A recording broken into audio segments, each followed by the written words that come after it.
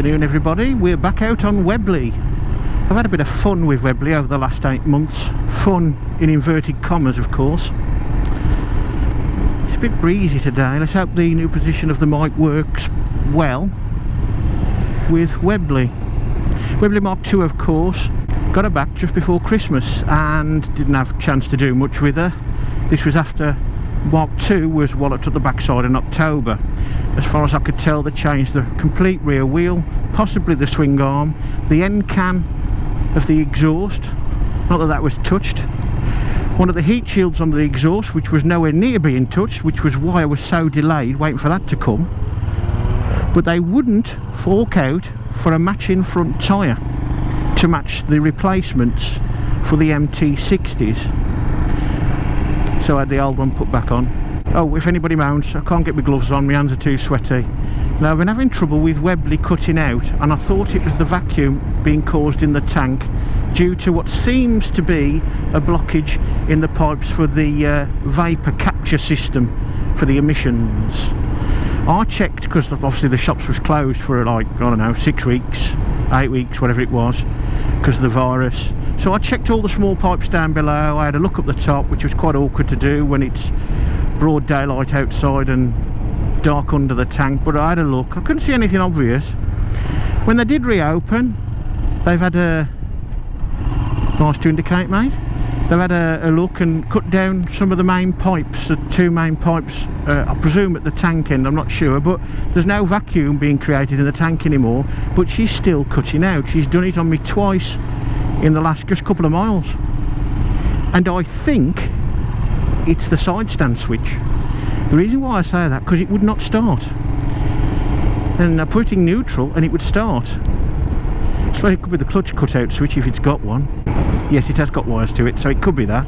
I've had so little chance to get out on Webley because something happens every time I go out. It was the bump up the backside, then Christmas, then winter, and then the virus, and then obviously the whatever this vacuum thing was doing, what was causing that. But I'm not getting that anymore.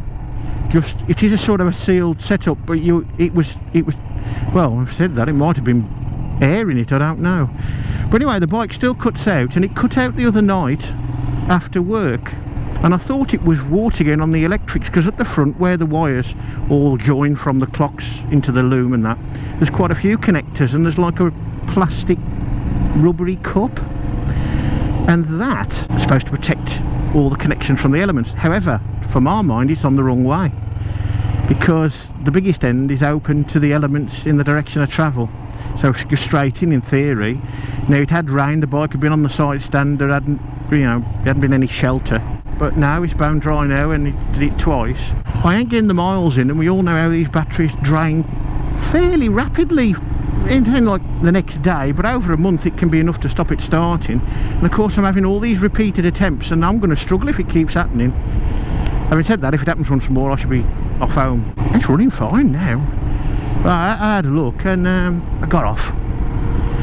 But before I got to that stage, I trying it, and it wouldn't, and then it wouldn't turn the engine. I thought, oh, it was probably about the 6th attempt, which is, you know, just shows the battery really ain't quite up to spec at the moment, I suppose. Anyway, it wouldn't go, so I've come off the road and parked up on the footpath, put it on the side stand, put it into neutral, and it fired up. Before that, if it was in neutral, it would fire up, and then I put it into gear and it'd die out, which would suggest either the clutch switch or the side stand switch.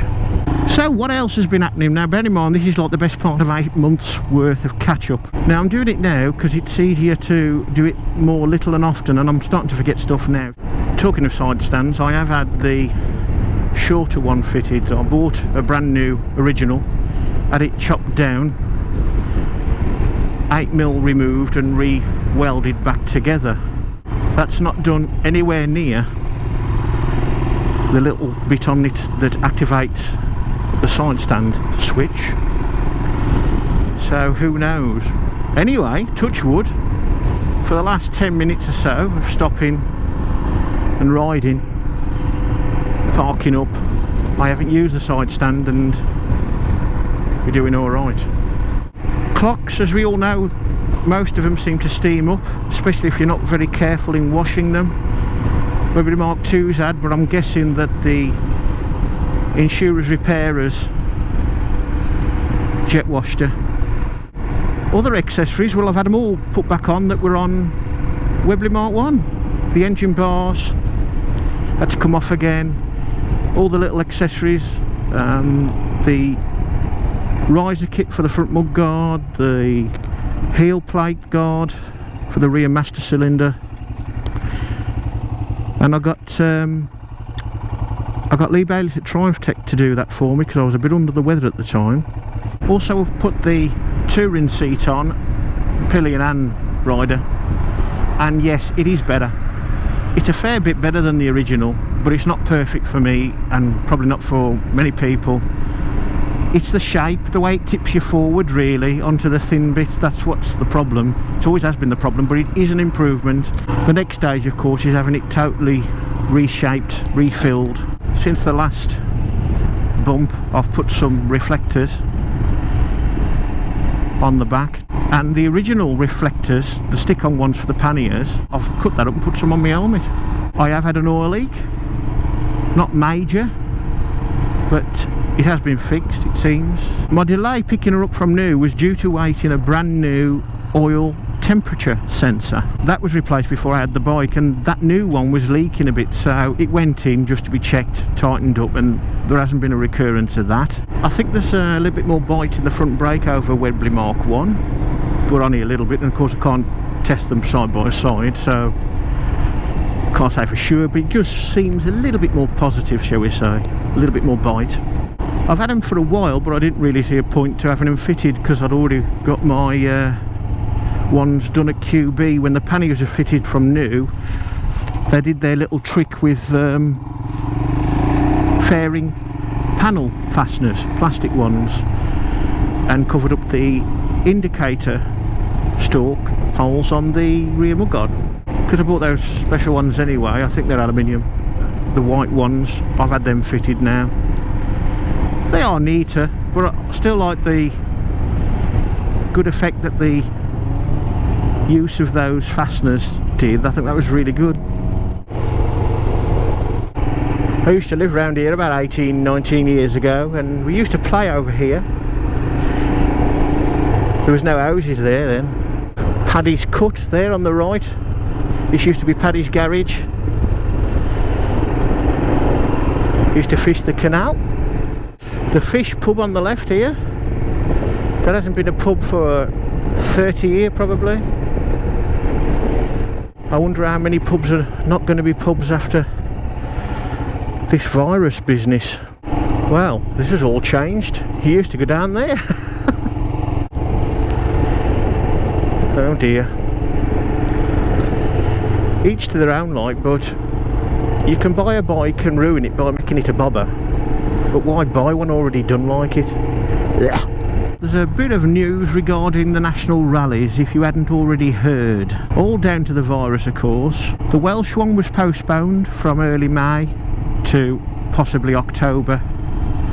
That's not going to happen at all this year now. The English version, the National Road Rally, which was due to happen the first Saturday in July, that was postponed for a future date, and as it stands at the moment, pending things freeing up, well, they've probably freed up enough come tomorrow, I suppose. September the 12th will be the date for this year's National Road Rally. It will not be a full-on one where you've got the choice of various options, including the overnight one. It will just be a daytime only rally. Now, I don't know the rules and regulations for the rally in these unusual times. I do know that it's going to be totally an unmanned one. Now, if it's based on the usual regulations for the daytime only rally in the full-on job, then it will be something like 10 control points and 150 miles. We wait to see.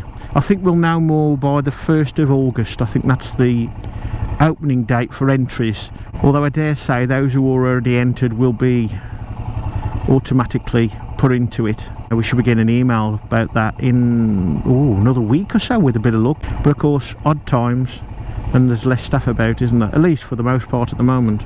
Mileage wise, we're up to 743.9 on Webley. Must be my longest vehicle to run in ever, due to circumstances beyond my control. The 60s bend. Well, you're going to get anywhere near that round here on Webley. Nice and steady.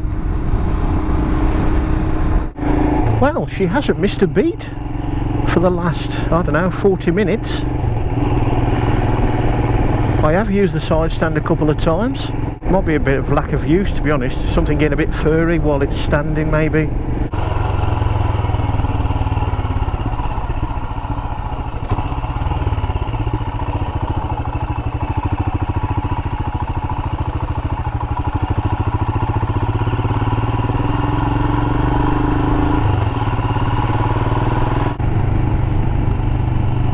I do have in mind some trips abroad, one of them being on Webley Mark II.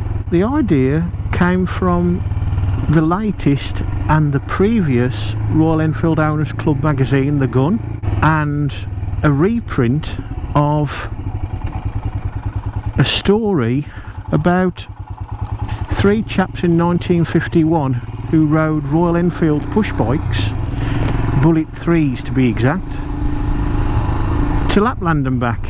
The only snag is, from my point of view, the information regarding the route is limited, although there is enough there to give it the spark for a ride. Essentially it means Denmark, which you can't do direct anymore, so you'd have to be Holland first.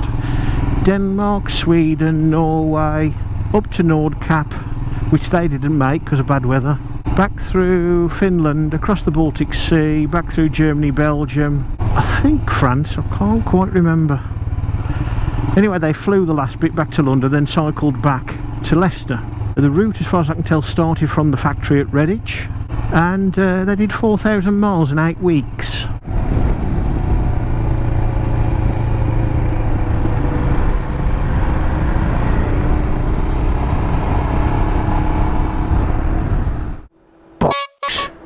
No milk. Oh well, cider it is.